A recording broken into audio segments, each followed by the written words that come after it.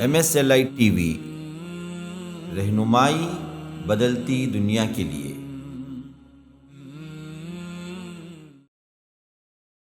اخلاق صرف یہ نہیں کہ آپ ہر مسئلے کو صرف اپنے آپ میں منڈی جھکا کے سر جھکا کے ہاں میں ہاں ملاتے چلے جائیں، لوگوں میں مقبول ہو جائیں، بڑا با اخلاق ہے۔ یہ اخلاق نہیں ہے جہاں ظلم ہو وہاں ڈنکے کی چوٹ پہ کہے کہ یہ ظلم ہے، وہ بھی اخلاق ہے۔ اخلاق کا بہت غلط معنی ہم نے سمجھ لیا ہے۔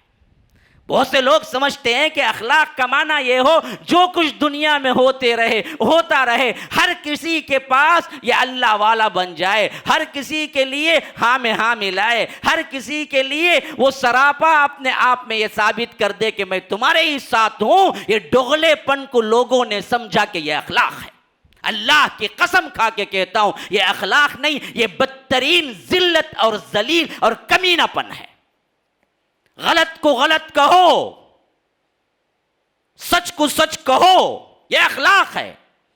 انصاف کے اعتبار سے، اخلاق کے اعتبار سے یہ بلند ترین نمونہ ہے کہ اللہ کے رسول صلی اللہ علیہ وسلم نے خود فیصلہ نہیں اٹھایا بلکہ صحابہ کے سامنے اپنا مجدہ، اپنا مسئلہ رکھا، کہا کہ مجھے درد ہو رہا ہے کہ میں یہ ہار کو فدیتاً لوں، اگر تم سب مانتے ہو، تم سب انصاف کے ساتھ مجھے یہ اجازت دیتے ہو تو میں چاہتا ہوں کہ یہ ہار دوبارہ میں بھیج دوں تاکہ یہ ختیجہ کی آخری نشانی زینب کے پاس ہی رہ جائے۔ یا رب، ایسا کوئی انصاف دیکھا ہے تم نے؟ جہاں پر خود کے اوپر سب سے پہلے منصف اپنے اوپر قائم کرے فیصلہ۔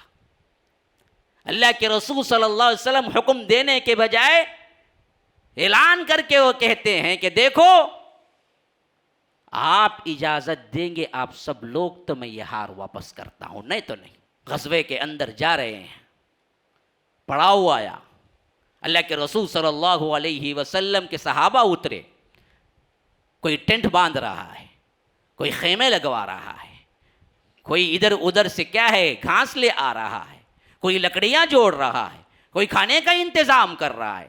اللہ کے رسول صلی اللہ علیہ وسلم نے کہا کہ میرے حصے کا کام مجھے دو۔ صحابہ نے کہا کہ اللہ کے رسول آپ کے حصے کا کام تو ہم کرنے کے لیے غلام حاضر ہیں، آپ کچھ نہ کریں، ہم خود کرنے کے لیے کافی ہیں۔ تو کہے اللہ کے رسول صلی اللہ علیہ وسلم دیکھو ثواب کے جتنے زیادہ تم مشتاق ہو میں اس سے بے نیاز نہیں ہوں۔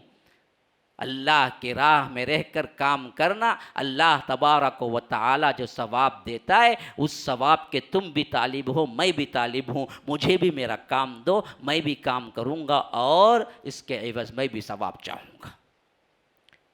اپنے آپ کو برابر رکھا کرتے تھے، اور اصحاب رسول اللہ صلی اللہ علیہ وسلم کے دلوں میں اس قدر اہمیت اور محبت تھی، جیسا کہ مشہور ترین عروہ بن مسعود جب آئے تھے وہ دیکھ کے کہتے ہیں کہ میں نے بادشاہوں کو دیکھا لیکن ایسا کوئی بادشاہ نہیں دیکھا، میں ایسے حکمرانوں کو دیکھا لیکن ایسا کوئی حکمران نہیں دیکھا کہ اگر یہ تھوکتے بھی ہیں تو ان کے صحابہ ان کے ساتھی اپنے جسموں میں مل لیتے ہیں، اگر یہ دراصل پسینہ بھی ہے تو اپنے ہاتھوں پہ لے لیتے ہیں، اگر یہ وضو کے پانی گرتے ہیں تو اس پانی کو بھی یہ لوگ ایسے لیتے ہیں گویا کہ کیا ہے بہت قیمتی چیز ہو۔ اس طرح کے جان نثار میں نے دنیا میں کسی اور کے نہیں دیکھے۔ یہ تھا اللہ کے رسول صلی اللہ علیہ وسلم کا اخلاق۔ تو یاد رکھیے میرے بھائیو، اس اخلاق کے اگر 1000 حصے کیے جائیں اور اس 1000 حصے کا ایک حصے پھر اس کو 1000 کیے جائیں، پھر اس کے بعد کا ایک حصہ ہماری زندگیوں میں آ جائے تو اللہ کی قسم ہم کامیاب ہو جائیں۔ اللہ کے لیے اخلاق کو اپناؤ۔ ان الحمد للہ نحمده ونستعینه ونستغفره ونؤمن به ونتوکل علیہ ونعوذ باللہ من شرور انفسنا ومن سیئات اعمالنا من يهده الله فلا مضل له ومن يضلل فلا هادي له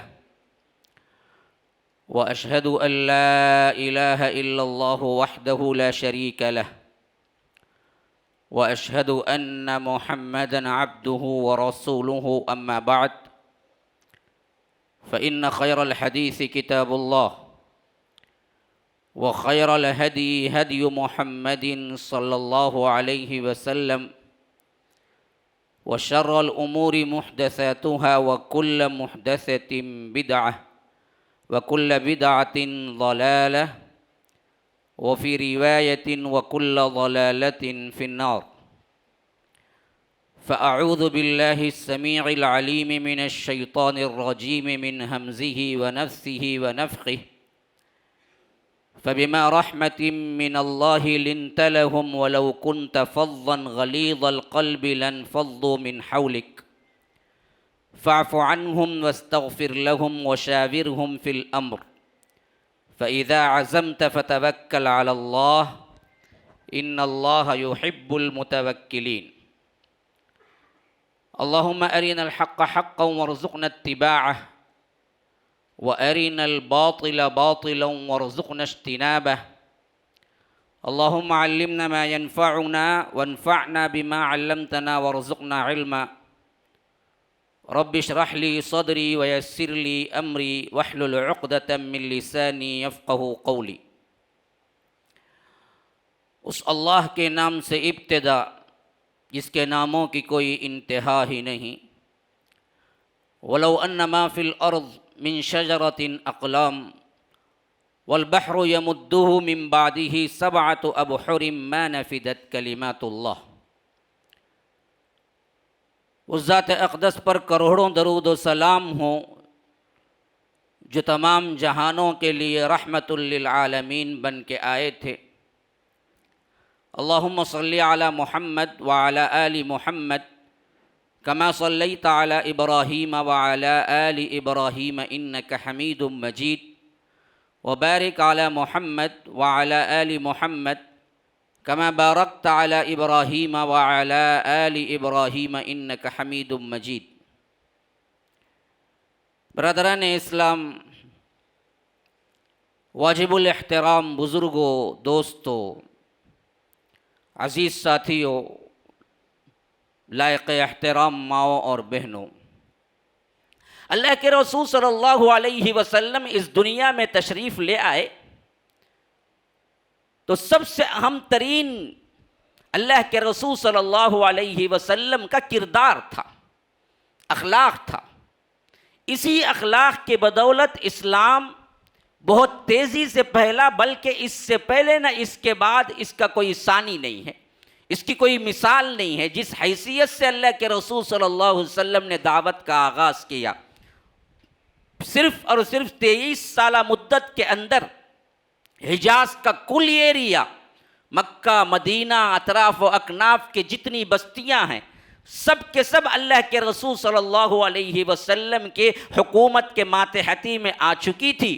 اور پھر اس کے بعد یہی اخلاق تھے جو آگے چل کر 30 سال کے اندر اندر دنیا کے ادھر سے ادھر، مشرق اور مغرب، شمال جنوب، جو بھی اٹھا لیجئے، اس حیثیت سے پوری دنیا پہ چھا چکے تھے. ہاں، اگر سمندر حائل نہ ہوتا تو یورپین کنٹریز تک حضرت عمر کے زمانے میں اسلام پھیل چکا ہوتا، اور ادھر سندھ اور اس کے بعد کے جو دوسرے مکران وغیرہ کے علاقے خود حضرت عثمان کے دور خلافت میں فتح ہو چکے تھے. اگر یہاں پر دوری کا سوال نہ ہوتا اور یہاں پر بھی سمندر کا راستے کا مسئلہ نہ ہوتا تو ہندوستان کے اس جگہ تک اصحاب رسول اللہ صلی اللہ علیہ وسلم ہی کے زمانے میں اسلام پہنچ جاتا.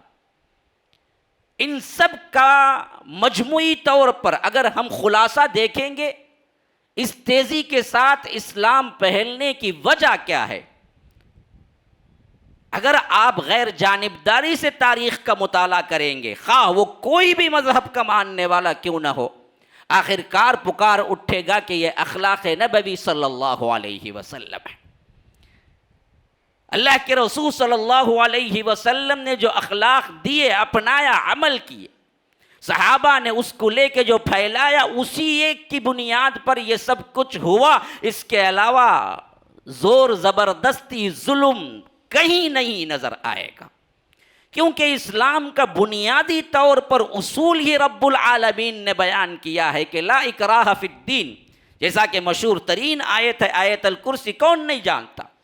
اس آیت کے بعد کی دوسری آیت لا اکراہ فی الدین، اس دین میں زور زبردستی نہیں ہے، قد تبین الرشد من الغی، بالکل واضح کر دیا گیا ہے کہ تیری راہ کون سی ہے، سیدھا راستہ کون سا ہے، کسی کے لیے کوئی زبردستی نہیں ہے۔ تو زبردستی سے، تلوار سے، ظلم سے، ڈراوے سے، دباؤ سے کسی علاقے میں کہیں بھی اسلام نہیں پھیلا ہے۔ دشمنان اسلام نے اس کو ایک پروپیگنڈے کے طور پر پھیلایا، اور ہم تاریخ اور سیرت سے ناواقف ہونے کی وجہ سے بہت سے لوگوں کے دلوں میں بھی یہی ہے کہ یہ اسلام تلوار کے زور سے پھیلا، اور ہمارے طور پر بہت سے ایسے عنوانات، ایسے مضامین جو ہم نے خود کیا کیے ہیں، تحریر کر دیے کہ یہ جنگ میں یہ ہوا، فلاں ہوا، یہ ہوا، وہ ہوا، تو لوگوں کے اندر تأثر یہ ابھرا کہ صرف جنگوں کے سلسلے ہی میں یہ اسلام کیا ہے، تیزی کے ساتھ پھیلا۔ حالانکہ آپ دیکھیں گے اللہ کے رسول صلی اللہ علیہ وسلم کے جتنی جنگیں ہوئی ان تمام کو اگر ملا کر اس وقت کے دو طرفہ مقتول اگر دیکھے جائیں تو 500 سے زیادہ نہیں بنتے، اور ایک بام میں ہیروشیما ناگاساکی کے اندر جو ہوا ہے اس صدی کے اندر خاص طور پر آپ دیکھیں گے کہ 6 لاکھ افراد تو صرف کیا ہیں، لقمہ اجل بنے بقیہ، جو زخمی ہوئے، جو مجروح ہوئے، جو اس کے بعد کیا ہے اس کی وجہ سے بیماریاں آئی، اس کی وجہ سے بچے اور دوسری چیزیں جو کچھ بھی ان کو ہینڈی کیپ پیدا ہوئے، یہ ایک الگ شمار قطار ہی نہیں ہے۔ تو اس حیثیت سے آپ حیران رہ جائیں گے۔ جنگ موتا کی میں ہمیشہ مثال دیا کرتا ہوں، اللہ کے رسول صلی اللہ علیہ وسلم کے صحابہ ادھر 3000 اور مخالفین کفار کے اعتبار سے 2 لاکھ افراد، اور ادھر 3000۔ ان 3000 اور 2 لاکھ میں آپ فیصلہ کریں کہ جب مٹبھیڑ ہو، جنگ ہو اور زبردست جنگ ہو، ہاں معمولی جنگ نہ ہو، زبردست جنگ ہو جس کے اندر خود عبداللہ ابن رواحہ شہید ہو جائیں، زید ابن حارثہ شہید ہو جائیں، جعفر طیار شہید ہو جائیں، اور حضرت خالد ابن الولید کی 9 تلواریں ٹوٹ جائیں، پھر وہاں سے واپسی پر اللہ کے رسول صلی اللہ علیہ وسلم انہیں بتائیں کہ آپ اللہ کی تلواروں میں سے ایک تلوار ہیں، سیف اللہ کا خطاب ہی اسی وجہ سے ملا۔ ایسی زبردست جنگ ہونے کے باوجود بھی آپ اگر مقتولین کی تعداد دیکھیں گے تو 18-20 سے زیادہ کوئی نہیں۔ ہاں 2,03,000 کی مٹبھیڑ ہے، 18 افراد، اندازہ لگا سکتے پورے جنگوں کو حساب کر کے 500 سے نہیں ہے زیادہ۔ رحمت للعالمین کے مصنف علامہ سلمان منصور پوری نے اس کا پورا احتیاط کے ساتھ معائنہ کر کے پورا جدول تیار کر کے رکھا ہے کہ کس جنگ میں کتنے۔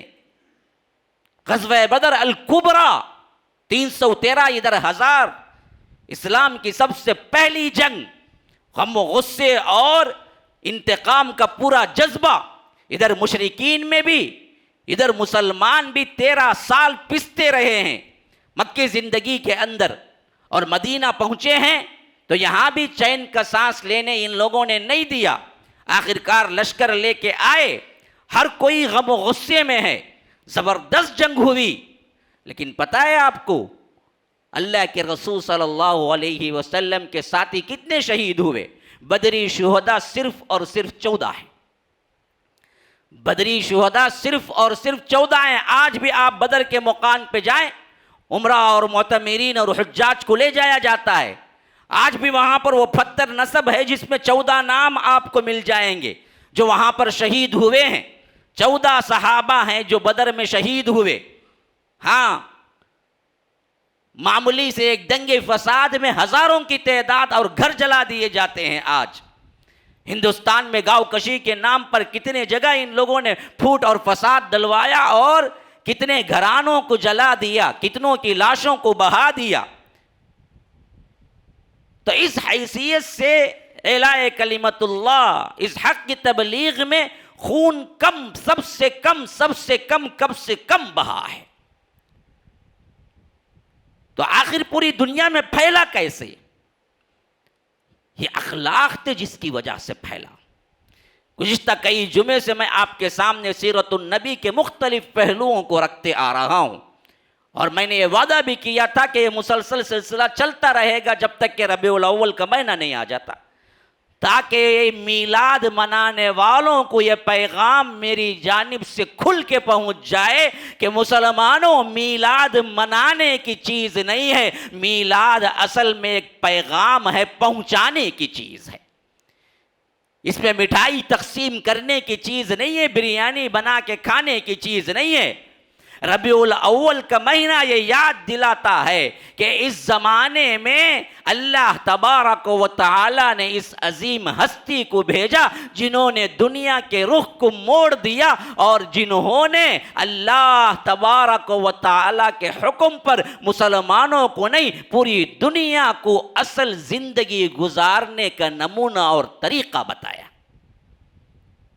اس سے پہلے انسان جاہل تھے، درندے تھے، انہیں اخلاق بھی پتہ نہیں تھا، انہیں کردار کیا چیز ہے پتہ نہیں تھا. ہر طرف جس کی لاٹھی اس کے بھینس، یہی اصول قانون تھا. ہر طاقتور کمزور کو جھپٹا ہوا تھا، دباؤ میں رکھا ہوا تھا، انسانوں کو بیچا جاتا تھا، غلام بنا لیا جاتا تھا. اس کی کوئی حیثیت نہیں تھی، عورتوں کی کوئی حیثیت نہیں تھی. خود اپنے باپ کی سوتیلی بیوی، یعنی یوں سمجھ لیجئے اپنی سوتیلی ماں کو شادی کر کے بیٹا رکھ لیا کرتا تھا.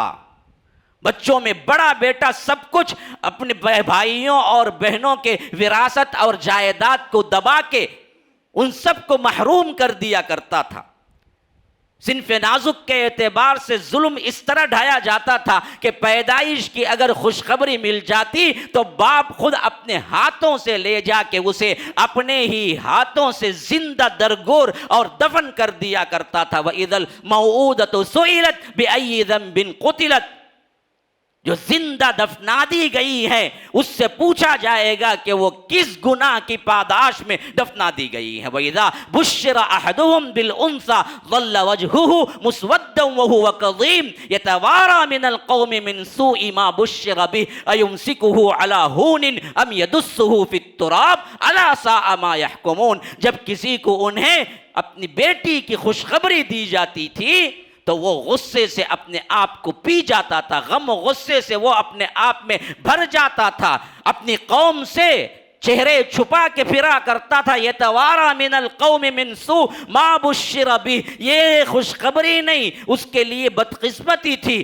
سوچتا تھا کہ ایمسکہ علی ہون ام یدسہ فی التراب، میں اسے رکھوں یا اسے زمین کے اندر دفنا کے چھوڑ دوں. الا ساء ما یحکمون، بدبختو یہ تم کیسے حکم لگاتے ہو. یہ حالت تھی. ایک طرف روم و ایران کے معاملات، وہاں کا بادشاہ خود اپنے بہن سے شادی کر کے بے حیائی کے آخری منزل پہ بیٹھا ہوا تھا. روم کا حال یہ تھا کہ اپنے چرچوں کے اندر زنا کے اڈے بن چکے تھے، اور ولد حرام پیدا ہوتے ہوتے چرچوں کے اندر زانی بچوں کے قبرستان بن چکے تھے.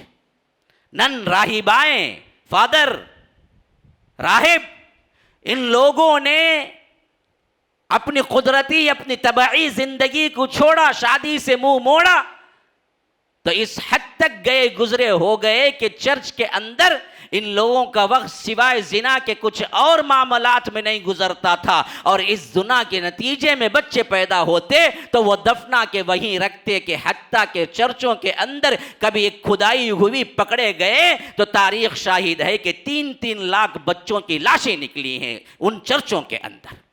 یہ بے حیائی کی آخری منزل پہ تھے روم و ایران. ہندوستان کے حالات کیا تھے اس وقت؟ ستی کی رسم زور و شور سے جاری تھی. ہاں، شوہر مر جاتا تو بیوی کو جینے کا حق نہ ہوتا، بیوی کو چتا کے ساتھ جل کے مر جانا ضروری سمجھا جاتا. اگر کوئی اس سے بچ جاتی تو پھر اس کو پوری زندگی رنگین کپڑے پہننا حرام ہوتا، زیور پہننا حرام ہوتا، خوشی کی کوئی بھی بات اپنانا حرام ہوتا۔ اور دلت اور شودر ان طبقوں کو ایسے ان لوگوں نے چھوت بنا کے رکھ دیا، ایسے رکھ دیا کہ کوئی نظر برہمن کی نکلا وہ گھر سے اور پہلے کسی شودر پر اور دلت پر نظر پڑ گئی تو پھر اس کے چہرے پر تیزاب پھینکا جاتا اور پوچھنے والا کوئی نہیں ہوتا، جس کی وجہ سے اس کا چہرہ جل جاتا۔ اور اسی طرح پہلے وید کوئی سن لیتا یا مندر میں برہمن کے آ جاتا تو پھر اسے سیسا پلا کے اس کے کانوں میں اونڈھیلا جاتا اور اونڈھیل کے اسے مار دیا جاتا۔ مندروں میں داخلے کی بھی اجازت نہیں تھی، یہ اجازت بہت بعد میں ملی۔ دلت اور ان کے مندر الگ تھے اور برہمن کے مندر میں وہاں پاؤں رکھنے کی بھی انہیں اجازت نہیں تھی۔ یہ حالات تھے ہندوستان کے، جس کا دباؤ، جس کا ظلم، جس کی طاقت، اسی کا اصل میں معاملہ تھا۔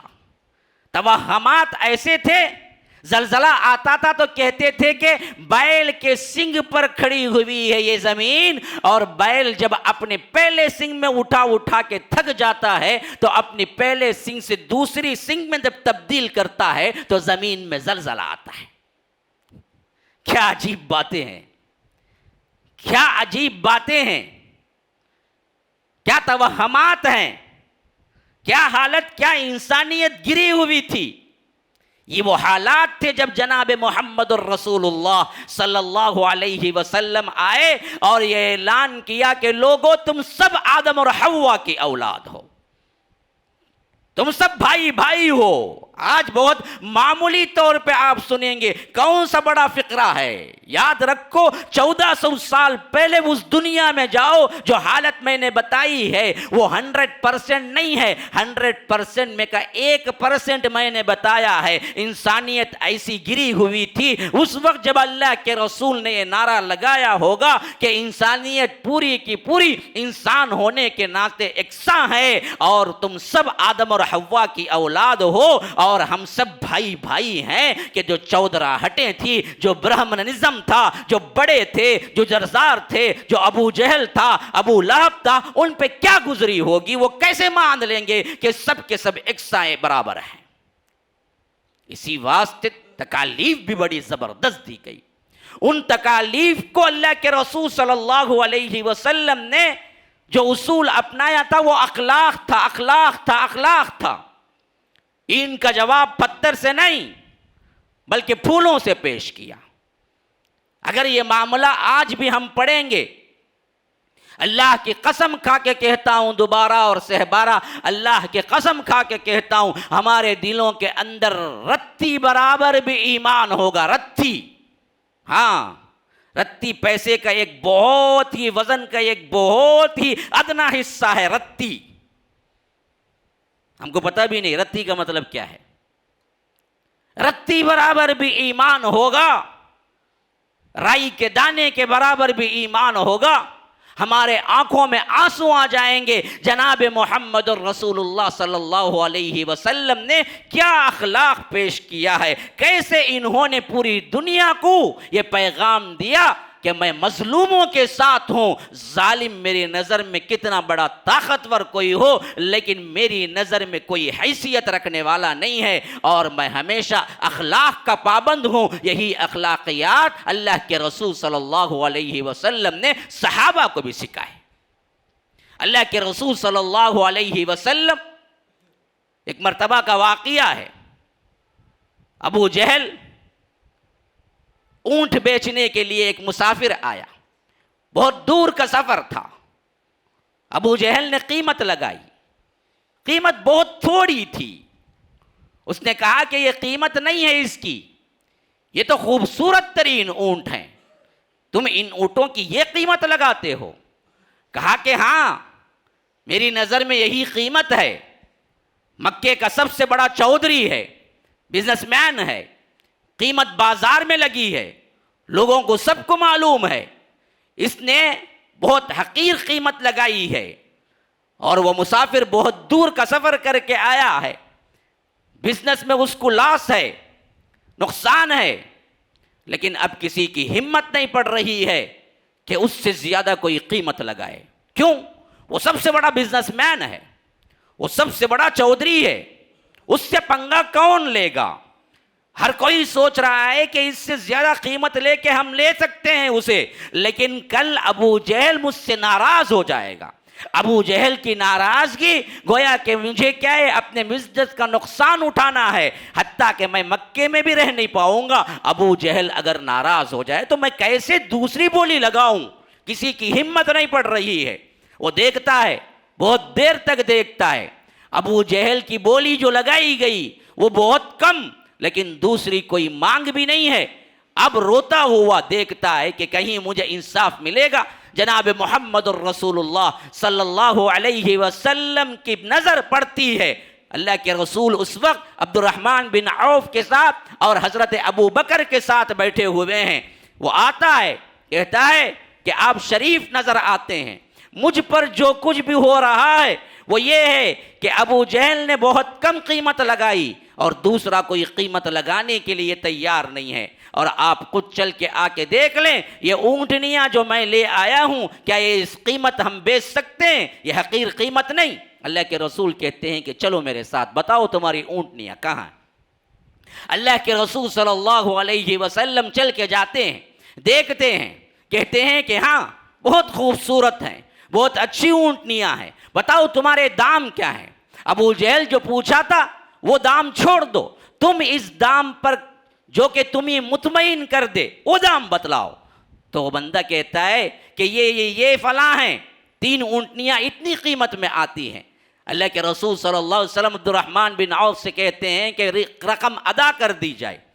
ابو جہل دم بخود ہے کہ میری بولی پر بولی لگانے والا یہ کون ہے اور اس سے خریدنے والا کون ہے. لیکن محمد الرسول اللہ صلی اللہ علیہ وسلم کا چہرہ دیکھتا ہے تو رعب سے مرعوب ہو جاتا ہے. یہ صرف اللہ کے رسول صلی اللہ علیہ وسلم کی اخلاقی جرات ہے. اخلاق صرف یہ نہیں کہ آپ ہر مسئلے کو صرف اپنے آپ میں منڈی جھکا کے, سر جھکا کے ہاں میں ہاں ملاتے چلے جائیں, لوگوں میں مقبول ہو جائیں. بڑا با اخلاق ہے. یہ اخلاق نہیں ہے جہاں ظلم ہو وہاں ڈنکے کی چوٹ پہ کہے کہ یہ ظلم ہے, وہ بھی اخلاق ہے. اخلاق کا بہت غلط معنی ہم نے سمجھ لیا ہے. بہت سے لوگ سمجھتے ہیں کہ اخلاق کا معنی یہ ہو جو کچھ دنیا میں ہوتا رہے, ہر کسی کے پاس یہ اللہ والا بن جائے, ہر کسی کے لیے ہاں میں ہاں ملائے, ہر کسی کے لیے وہ سراپا اپنے آپ میں یہ ثابت کر دے کہ میں تمہارے ہی ساتھ ہوں. یہ ڈغلے پن کو لوگوں نے سمجھا کہ یہ اخلاق ہے. اللہ کی قسم کھا کے کہتا ہوں یہ اخلاق نہیں, یہ بدترین ذلت اور ذلیل اور کمینہ پن ہے. غلط کو غلط کہو, سچ کو سچ کہو, یہ اخلاق ہے. آج ہمارے پاس چاپلوس زیادہ ہے, چاپلوسی کرنے والا ہر جگہ بولیں گے ہاں صحیح ہے, ہر بڑے کے ساتھ نظر آئیں گے. اور لوگ پسند کرتے ہیں ایسے لوگوں کو, ڈغلے لوگوں کو, چاپلوس لوگوں کو. بڑے اچھے ہیں بھائی, وہ کبھی کسی سے کیا ہے کچھ معاملہ نہیں ہوتا, بہت پیار سے چل لیتے ہیں, سب کو صحیح کہتے ہیں. اچھا سب کو صحیح کہنا اخلاق ہے گویا؟ پھر تو اسلام کے لیے آپ نے کوئی جگہ ہی نہیں چھوڑی. اسلام تو کہتا ہے سب سے بہتر صحیح تو اسلام ہے, سب کو صحیح نہیں ہے. ہاں یمدم سمدم کا قصہ ہمارے ہی معاملات میں بھی ہو رہا ہے. کسی کو برا نہ کہو بھائی, یہ اخلاق ہے نا. اخلاق یہ ہے کہ جرات ہو اس کے اندر, ظلم کے پہاڑوں سے ٹکرانے کی جرات ہو. آج ہمارے نوجوانوں میں بھی یہ جرات نہیں ہے, بوڑھے تو بہت دور کی بات ہے. ابو جہل وہ ظلم کا پہاڑ تھا. ابو جہل خود زبان نبوی سے اللہ کے رسول صلی اللہ علیہ وسلم نے ارشاد فرمایا کہ یہ اس امت کا فرعون ہے. فرعون کس حیثیت سے مشہور ہے؟ معصوم بچہ تھا. فرعون بولتے ہی کیا نظر آتا ہے آپ کو؟ بڑا حلیم, بردبار, معاف کرنے والا, یہ نظر آتا ہے کیا؟ فرعون کا معنی ہوتا ہے جابر, فرعون کا معنی ہوتا ہے طاقتور, ظالم. تو اللہ کے رسول نے کہا کہ ابو جہل اس امت کا فرعون ہے تو ظلم کا پہاڑ، لیکن اللہ کے رسول صلی اللہ علیہ وسلم اس ظلم کے پہاڑ کے آگے تنے تنہا ٹک جاتے ہیں۔ یہ اخلاقی جرات ہے، کہتے ہیں کہ تم بتاؤ رقم ہم پے کریں گے، اللہ کے رسول پے کرتے ہیں اور لیتے ہیں سامنے، پھر خود اللہ کے رسول صلی اللہ علیہ وسلم کھڑے ہو کے بولی لگاتے ہیں میں ان اونٹوں کو بیچتا ہوں، کون ہے مجھ سے خریدنے والا؟ ایک بندہ آتا ہے فلاں وقت فلاں ٹائم فلاں، ایسے ہی بات چیت چلتی ہے، رقم ادا ہوتی ہے، حتیٰ کہ اللہ کے رسول کی اس تجارت میں یوں برکت ہوتی ہے 3 اونٹوں کو جس پیسے میں خریدنا اتنے ہی پیسے میں 2 اونٹوں کو بیچتے ہیں، 1 اونٹ رکھ لیتے ہیں۔ نفع دیکھیے تجارت میں کیسے ہے۔ ہاں 3 اونٹوں کو خریدا 3000 میں مثلا،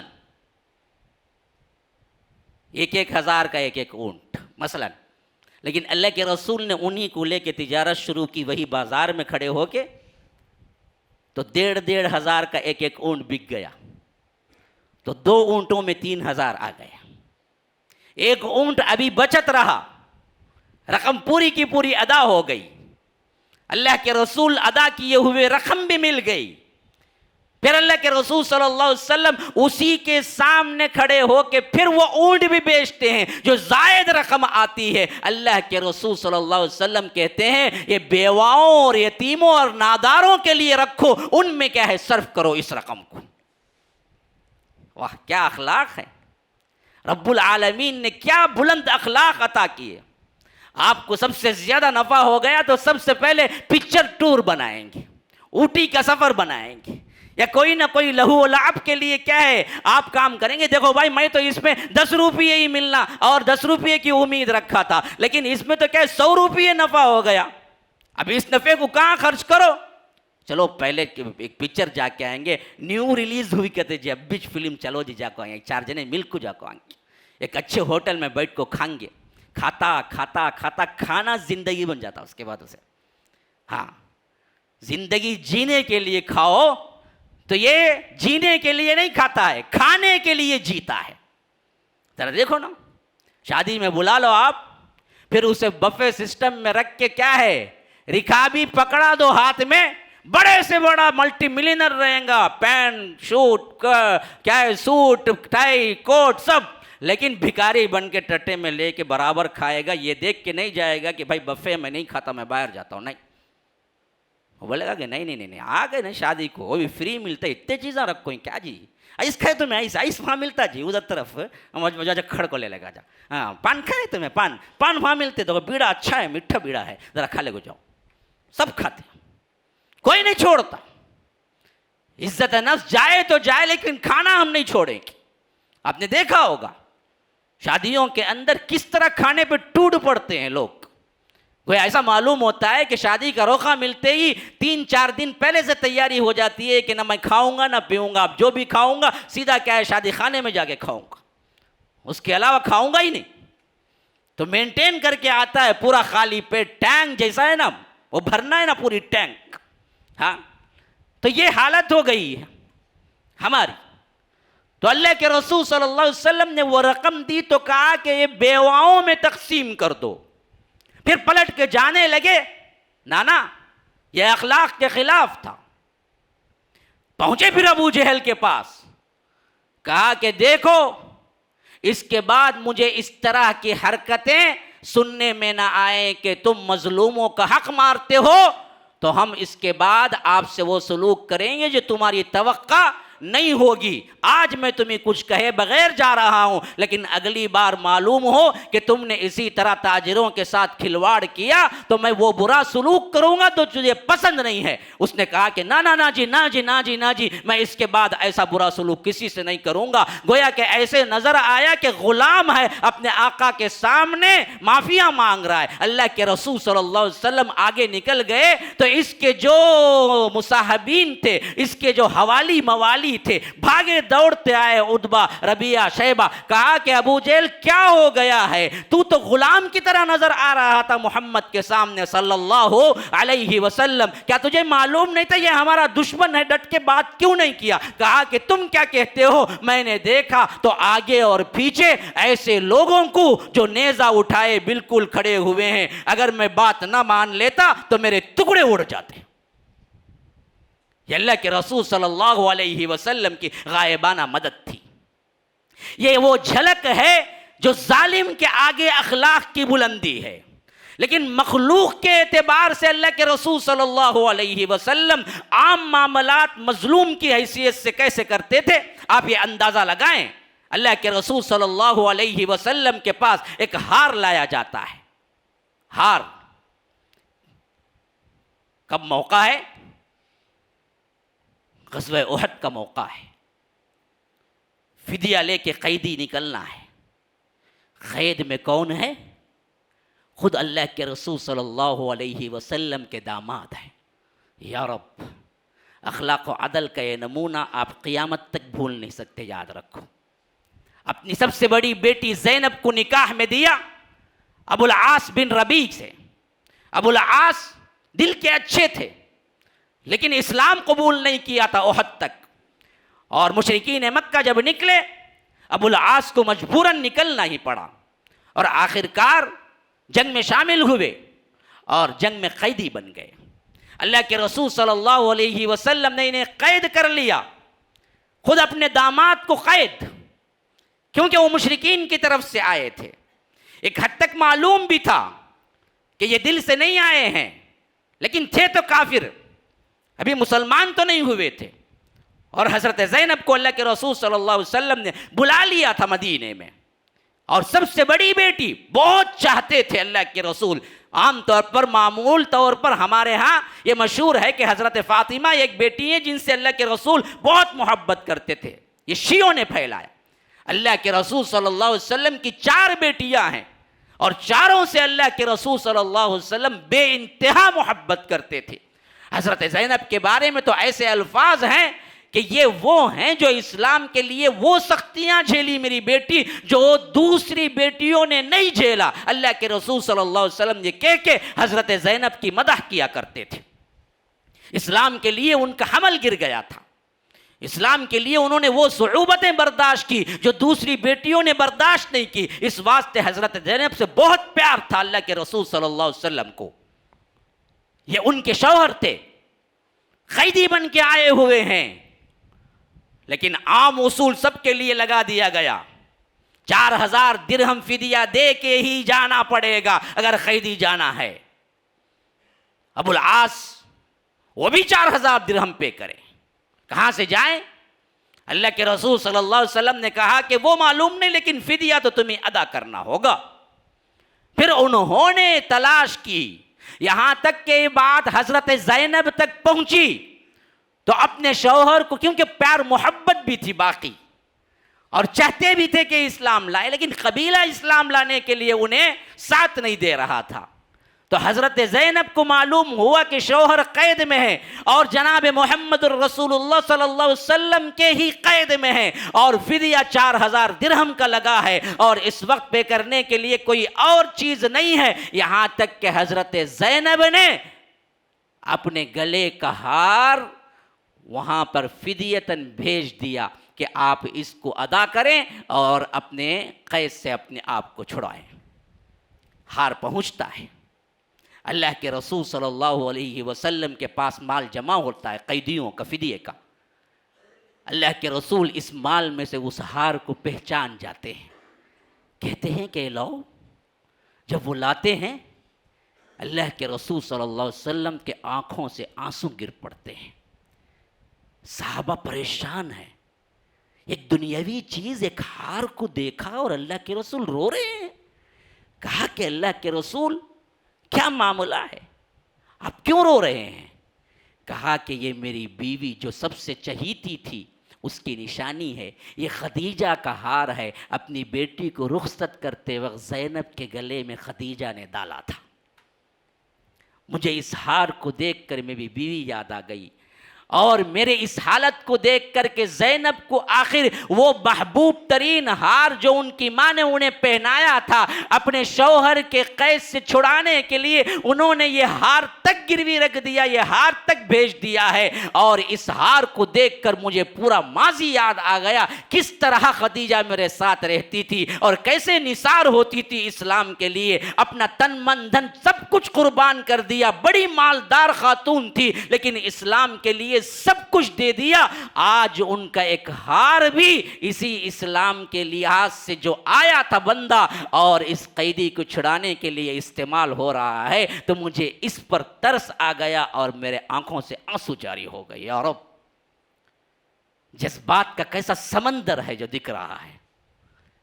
خدیجۃ الکبریٰ کا ہار بیٹی کو رخصتی کے وقت دیا، اللہ کے رسول صلی اللہ علیہ وسلم کی چہیتی بیوی جو سب سے پہلے اسلام قبول کی وہ عورت، لیکن آج انصاف کے کٹہرے میں، انصاف کے دائرے میں کھڑے ہوئے ہیں تو ایسے کھڑے ہوئے ہیں کہ سب برابر، ہار بھی پہنچ چکا ہے۔ اب اللہ کے رسول صلی اللہ علیہ وسلم چاہتے تو حکم دیتے کہ اس ہار کو واپس کر دو، کیونکہ یہ خدیجہ کی نشانی ہے اور میں اس کو یوں ہی معاف کرتا ہوں، یہ اپنا داماد ہے اور میں جانتا بھی ہوں کہ یہ اسلام پسند ہے، بس مشرکین کے دباؤ میں آ گیا ہے۔ لیکن نہیں، انصاف کے اعتبار سے، اخلاق کے اعتبار سے یہ بلند ترین نمونہ ہے کہ اللہ کے رسول صلی اللہ علیہ وسلم نے خود فیصلہ نہیں اٹھایا بلکہ صحابہ کے سامنے اپنا مجدہ، اپنا مسئلہ رکھا، کہا کہ مجھے درد ہو رہا ہے کہ میں یہ ہار کو فدیتاً لوں، اگر تم سب مانتے ہو، تم سب انصاف کے ساتھ مجھے یہ اجازت دیتے ہو، تو میں چاہتا ہوں کہ یہ ہار دوبارہ میں بھیج دوں تاکہ یہ خدیجہ کی آخری نشانی زینب کے پاس ہی رہ جائے۔ یا رب، ایسا کوئی انصاف دیکھا ہے تم نے؟ جہاں پر خود کے اوپر سب سے پہلے منصف اپنے اوپر قائم کرے فیصلہ۔ اللہ کے رسول صلی اللہ علیہ وسلم حکم دینے کے بجائے اعلان کر کے وہ کہتے ہیں کہ دیکھو، آپ اجازت دیں گے آپ سب لوگ تو میں یہ ہار واپس کرتا ہوں، نہیں تو نہیں۔ صحابہ رو پڑے، کہا کہ اللہ کے رسول پوچھنے کی کیا ضرورت، آپ کی جو مرضی وہ ہماری مرضی، آپ چاہتے ہیں کہ یہ ہار واپس کر دیں تو ہاں، ہم سب کے سب راضی ہیں کہ آپ ہار واپس کر دیں۔ تو اللہ کے رسول صلی اللہ علیہ وسلم ہار واپس کرتے ہوئے کہتے ہیں ابو العاص سے کہ دیکھو، میں نے احسان کرتے ہوئے تمہیں صحابہ سے مشورہ کر کے یہ ہار واپس کرتا ہوں، لیکن یاد رکھو تمہیں دراصل کچھ کام، کچھ وعدے کرنے پڑیں گے اس کے عوض، پھر وعدہ لے کے چھوڑتے ہیں، پھر آگے چل کر حضرت ابو العاص بن ربیع خود مسلمان ہو جاتے ہیں۔ یہ انصاف، یہ مظلوموں کے ساتھ کا سلوک، یہ مظلوموں کا حق ہوتا ہے جو اخلاق کے اعتبار سے اللہ کے رسول صلی اللہ علیہ وسلم نے کیا۔ ادھر ظالم کے ساتھ ایک سلوک آپ نے دیکھا، ظالم کے مقابلے میں سب سے سخت ترین، اور اسی معاملے میں مظلوم کے مقابلے میں اللہ کے رسول صلی اللہ علیہ وسلم بڑے رحم دل، یہاں تک کہ غزوہ بدر کا واقعہ ہے، الاصابہ کے اندر یہ واقعہ موجود ہے۔ تو اللہ کے رسول صلی اللہ علیہ وسلم صحابہ کو ترتیب دے رہے تھے، صف میں ترتیب بندی ہو رہی تھی۔ ہاں، اللہ کے رسول صلی اللہ علیہ وسلم نے دیکھا ایک صحابی ہیں جو بار بار صف سے آگے نکل جاتے ہیں۔ اللہ کے رسول صلی اللہ علیہ وسلم کے ہاتھ میں ایک چھوٹی سی لکڑی تھی، بعضوں نے کہا کہ تیر کمان تھا، بعضوں نے کہا کہ تیر کا پچھلا حصہ تھا، جو اللہ کے رسول صلی اللہ علیہ وسلم جس سے ترتیب بندی کر رہے تھے کہ سیدھے کھڑے ہو جاؤ، صف کے اندر کھڑے ہو جاؤ۔ ایک صحابی تھے شوق جہاد میں، شہادت میں بار بار آگے آ جا رہے تھے، اللہ کے رسول اس تیر سے بار بار پیچھے کر رہے تھے کہ صف کے اندر رہو، صف کے اندر رہو۔ جب اللہ کے رسول صلی اللہ علیہ وسلم نے دیکھا کہ کئی بار ان کے ساتھ یہی سلوک ہوا، تو اللہ کے رسول صلی اللہ علیہ وسلم بطور تنبیہ کے اس تیر کے کنارے کو تھوڑا سا دبا کے کہا کہ میں نہیں کہتا ہوں کہ تمہیں صف میں کہہ رہنا ہے کہ صف میں رہو۔ تو اللہ کے رسول صلی اللہ علیہ وسلم نے اس صحابی سے کہا اللہ کے رسول سے کہ اللہ کے رسول آپ نے مجھے تکلیف دی ہے۔ اللہ کے رسول صلی اللہ علیہ وسلم انصاف کیا ہے، اخلاق کے، رحم کے، ہمدردی کے سب سے بلند درجے پہ فائز تھے. کہا کہ اگر تمہیں تکلیف ہوئی ہے تو تکلیف دینا میرا منشا نہیں تھا، اس کا بدلہ لے لو. کہا کہ اللہ کے رسول صلی اللہ علیہ وسلم ہاں میں بدلہ لینا چاہتا ہوں. کہا کہ کیا لینا چاہتے ہو؟ کہا کہ آپ جس لکڑی سے مجھے دبایا تھا، جس سے مجھے تکلیف ہوئی، وہ لکڑی میرے ہاتھ میں دے دے، میں بھی آپ کو ویسے ہی نشان لگاؤں. اللہ کے رسول صلی اللہ علیہ وسلم نے کہا کہ ٹھیک ہے یا رب. آسمان دیکھ رہا تھا، زمین کانپ رہی تھی. کیسے کیسے اخلاقی نمونے ہیں، کیسے انصاف کے نمونے ہیں. اللہ کے رسول صلی اللہ علیہ وسلم نے اپنی وہ لکڑی، وہ کمان پیش کی، کہا کہ لے لو مجھ سے بدلہ. تو وہ صحابی وہ تیر لے لیے اور اللہ کے رسول صلی اللہ علیہ وسلم کی طرف دیکھنے لگے. کہا کہ اللہ کے رسول صلی اللہ علیہ وسلم اب کیا ہے، اب تو لے لو بدلہ. صحابی نے کہا کہ اللہ کے رسول نہیں، دیکھ یہ رہا ہوں کہ جب آپ نے مجھے اس لکڑی سے دبایا تو اس وقت میری چادر ہٹ گئی تھی اور سیدھے میرے جسم پہ لگی تھی، اور اللہ کے رسول آپ کے جسم پہ چادر ہے، اگر آپ بھی چادر ہٹائیں تو میں بدلہ پورا کروں. اللہ کے رسول صلی اللہ علیہ وسلم نے اپنی چادر مبارک کو ہٹا دیا کہ لے لو. جیسے تم نے سوچا، جیسے تمہیں تکلیف ہوئی بعینہ ویسی ہی تکلیف تم مجھے دینا چاہتے ہو تو منظور ہے، میں اپنی چادر کو ہٹا لیتا ہوں. جیسے ہی اللہ کے رسول صلی اللہ علیہ وسلم نے چادر ہٹائی، انہوں نے وہ تیر کو ایک طرف رکھا، دوڑے بھاگتے آئے اور اللہ کے رسول صلی اللہ علیہ وسلم سے بغلگیر ہو گئے اور چمٹا لیا اپنے آپ کو، اللہ کے رسول سے مس کرنے لگے اور بوسے دینے لگے. کہے کہ اللہ کے رسول کون دیوانہ ہے جو آپ سے بدلہ لے؟ میں تو سوچ رہا تھا کہ اس جنگ میں آخر کار شہید ہو ہی جاؤں گا، شہادت سے پہلے آپ کا جسم اور میرا جسم ایک ساتھ مس کر جائے اور آپ کا ایک بوسہ مجھے مل جائے تو میری آخرت سنور جائے گی، اس واسطے میں نے یہ کام کیا. ادھر اصحاب رسول اللہ صلی اللہ علیہ وسلم کا شوق دیکھو، ادھر جناب محمد الرسول اللہ صلی اللہ علیہ وسلم کا انصاف دیکھو. کیسے اللہ کے رسول صلی اللہ علیہ وسلم صحابہ کے لیے نرم تھے. جعفر کی شہادت کی خبر آئی موتا کے اندر تو اللہ کے رسول صلی اللہ علیہ وسلم نے کہا کہ آج جعفر پہ رونے والا کوئی ہے؟ یورپ جہاں رونے سے منع کرنے والے، محبت میں دیکھو حضرت جعفر جب شہید ہوئے ان کے بال بچوں کے سلسلے میں فرما رہے ہیں کہ آج جعفر کے پورے خاندان والے حیران ہیں کہ یہاں اللہ کے رسول صلی اللہ علیہ وسلم خود آ رہے ہیں اور کہہ رہے ہیں کہ ہے کوئی؟ کہا کہ پورے کے پورے غم زدہ ہیں. ایسے ہی احساس ہوا کہ سب غمگین ہی ہیں پہلے سے. اللہ کے رسول نے کہا کہ دیکھو آج کے بعد رونا نہیں ہے. یعنی اس کا مطلب یہ نہیں ہے کہ میت پہ رو نہیں سکتے، رو سکتے ہیں. یہاں معنی یہ تھا کہ جو میں نے رونا کہا تھا ویسے بال ارادے کا نہیں ہے. اگر بلا ارادہ آپ کو آنسو نکل آئیں تو یہ بالکل جائز چیز ہے. پھر ان بچوں کو بلاتے ہیں، سروں پہ ہاتھ پھیرتے ہیں. اس وقت جعفر کی بیوی کھڑی ہوئی ہیں، روتے ہوئے کہتے ہیں کہ شہادت کے بعد ان بچوں کو کون دیکھے؟ کہتے ہیں اللہ کے رسول ان بچوں کا کیا حال ہوگا؟ اللہ کے رسول صلی اللہ علیہ وسلم کہتے ہیں کہ نہ، میں ان لوگوں کے ساتھ ہوں، میں ان کی پرورش کروں گا، میں ان کو دیکھوں گا. پھر اللہ کے رسول صلی اللہ علیہ وسلم انہیں خوشخبری دیتے ہوئے کہتے ہیں شہادت کے موقع پر جعفر نے اپنے دونوں ہاتھ اللہ کے رسول صلی اللہ علیہ وسلم کے دیے ہوئے جھنڈے کو اٹھانے کے لیے مشرکین سے کٹوا لیے تو اللہ نے ان دو بازوں کے بجائے جنت میں دو پر اللہ نے دیا ہے جس سے جعفر تیر رہے ہیں، جعفر اڑ رہے ہیں. اسی لیے جعفر طیار آیا تھا. ہاں پھر اللہ کے رسول صلی اللہ علیہ وسلم پلٹے اپنی جگہ تو کہا کہ جعفر کے گھر والوں کا خیال رکھو، وہ سب کے سب غمزدہ ہیں، لوگوں ان کے گھر میں کھانا بھجواؤ.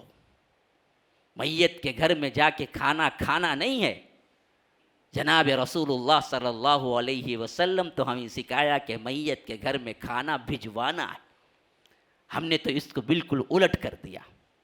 میت کے گھر میں جا کے بھی کیا ہے, کب بریانی ملتی, کب دفناتے, اسے جب مرتبہ پوچھتے رہتے. کوئی نہیں کھلائے تو پریشان الگ ہو جاتے, کیا بھائی ہمیں اتنے دور سے آئے, کیا بھی بریانی بھی نہیں, کچھ بھی نہیں, باہر سبزی تو بھی کھلانا نہیں کیا جی, نو کم از کم مرغا ہی نہیں, مٹن نہیں, چکن نہیں, تو سبزی تو ہو. حالانکہ اصول تو یہ بنتا ہے کہ وہ لوگ تو غمزدہ ہیں, ان کو کھانا بھجوایا جائے دوسرے گھروں سے. یہ سکھایا اللہ کے رسول صلی اللہ علیہ وسلم نے. حضرت جعفر کے گھر میں کھانا بھجوایا گیا. پھر اللہ کے رسول صلی اللہ علیہ وسلم نے کہا کہ ان بچوں کو بھی کھلایا پلایا جائے, ان کی نگرانی کی جائے. اپنے رفقا کے ساتھ اللہ کے رسول صلی اللہ علیہ وسلم کس طرح ہیں. غزوے کے اندر جا رہے ہیں, پڑاؤ آیا, اللہ کے رسول صلی اللہ علیہ وسلم کے صحابہ اترے. کوئی ٹینٹ باندھ رہا ہے, کوئی خیمے لگوا رہا ہے, کوئی ادھر ادھر سے کیا ہے گھاس لے آ رہا ہے, کوئی لکڑیاں جوڑ رہا ہے, کوئی کھانے کا انتظام کر رہا ہے. اللہ کے رسول صلی اللہ علیہ وسلم نے کہا کہ میرے حصے کا کام مجھے دو. صحابہ نے کہا کہ اللہ کے رسول آپ کے حصے کا کام تو ہم کرنے کے لیے غلام حاضر ہیں, آپ کچھ نہ کریں, ہم خود کرنے کے لیے کافی ہیں. تو کہے اللہ کے رسول صلی اللہ علیہ وسلم دیکھو, ثواب کے جتنے زیادہ تم مشتاق ہو میں اس سے بے نیاز نہیں ہوں. اللہ کی راہ میں رہ کر کام کرنا, اللہ تبارک و تعالی جو ثواب دیتا ہے اس ثواب کے تم بھی طالب ہو, میں بھی طالب ہوں. مجھے بھی میرا کام دو, میں بھی کام کروں گا اور اس کے عوض میں بھی ثواب چاہوں گا. اپنے آپ کو برابر رکھا کرتے تھے. کسی معاملے میں اللہ کے رسول صلی اللہ علیہ وسلم نے کسی سے وہ کارروائی نہیں کی جو امتیازی ہوتی, کسی پہ ظلم نہیں کیا. غزوہ تبوک میں 3 آدمیوں کے لیے ایک اونٹنی آئی سفر کرنے کے, لمبا سفر, اور اس سفر میں سب کے لیے اونٹ نہیں تھا, ہر 3 لوگوں کے لیے ایک اونٹ. صحابہ نے کہا کہ اللہ کے رسول آپ اکیلے ایک اونٹ پہ سوار ہو جائیں. کہا کہ نہیں, مجھے بھی ساتھی 2 اور چاہیے. اللہ کے رسول صلی اللہ علیہ وسلم کے لیے بھی تقسیم بندی ہوئی. ایک طرف حضرت علی اور ایک ساتھی آئے تو اللہ کے رسول صلی اللہ علیہ وسلم کے لیے بھی باری باری تھا. اللہ کے رسول جب بیٹھتے تو صحابہ چلتے, ایسے ہی اللہ کے رسول کے صحابہ بیٹھتے تو اللہ کے رسول چلتے تھے. تقسیم بالکل برابر تھی. یہی اخلاقی کردار اللہ کے رسول صلی اللہ علیہ وسلم کا تھا.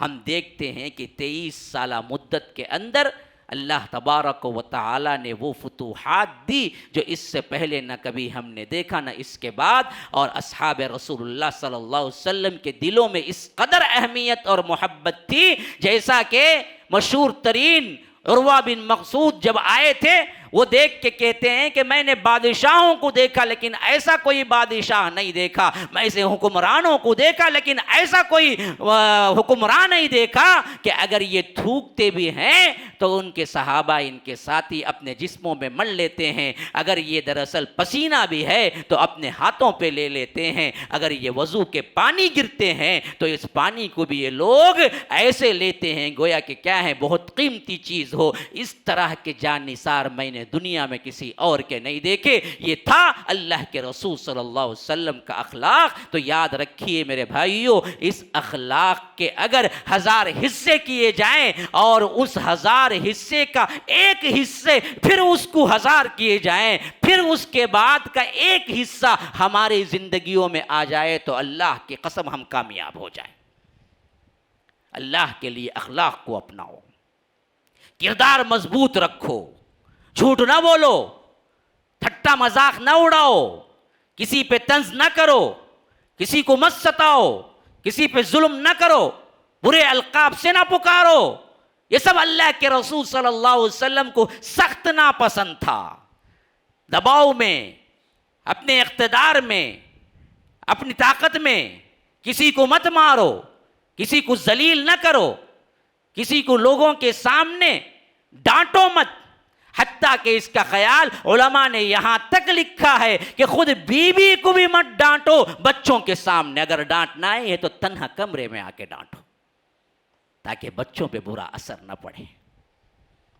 یا رب یہ اخلاقی نمونے اگر ہم اپنی زندگیوں میں اپنا لیں تو گھر جنت بن جائے۔ ھذا وباللہ التوفیق وصلی اللہ وسلم علی نبینا محمد۔ اسأل اللہ لی ولکم ولسائر المسلمین من کل ذنب فاستغفروہ انہ هو الغفور الرحیم۔ السلام علیکم ورحمۃ اللہ وبرکاتہ۔ ہر ہفتہ بعد نماز عشاء، یہاں پر عشاء 9:10 کو ہے، 9:10 کو عشاء ہوتے ہی دورہ ترجمہ قرآن 1 گھنٹہ تقریباً 9:30 سے 10:30 تک مسلسل رکھا جائے گا انشاءاللہ۔ بعد نماز عشاء 1 گھنٹہ تفسیر کا دورہ ترجمہ قرآن کا جو تسلسل باقی ہے وہ شروع ہو جائے گا، اور یہ ہر ہفتہ رہے گا انشاءاللہ۔ آپ لوگ اس میں زیادہ شریک ہوں۔ خواتین کے لیے بھی پردے کا معقول انتظام ہے۔ فجزاکم اللہ احسن الجزا، والسلام علیکم ورحمۃ اللہ وبرکاتہ۔